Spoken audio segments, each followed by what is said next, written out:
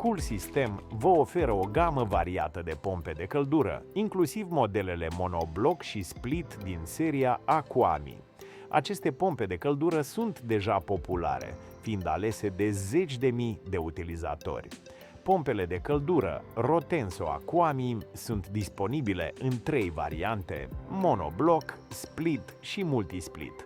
Modelul multisplit combină tehnologia aer-apă și aer-aer, oferind o soluție versatilă pentru diferite tipuri de clădiri. Pompa de căldură split este formată dintr-o unitate externă și 2 tipuri de unități interne pe care utilizatorul le poate alege în funcție de nevoi.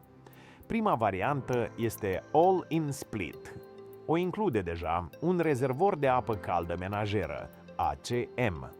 A doua variantă este Split Classic, o unitate compactă de doar 42 de centimetri lățime, 79 de centimetri înălțime și 27 de centimetri adâncime, care necesită un rezervor ACM extern. Dacă ne gândim la costuri, varianta Split Classic plus rezervor extern este mai accesibilă, în timp ce All-in Split este o soluție ideală pentru cei care vor un sistem integrat, economisind spațiu și oferind un montaj estetic.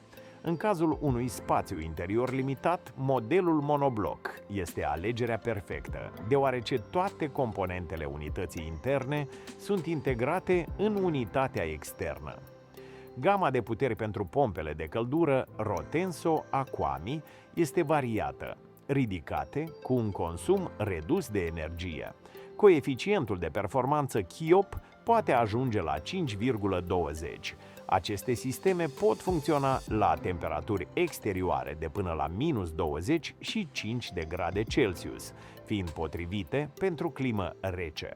Un alt aspect important este certificarea Eurovent, un standard internațional care confirmă performanța echipamentelor de climatizare și refrigerare.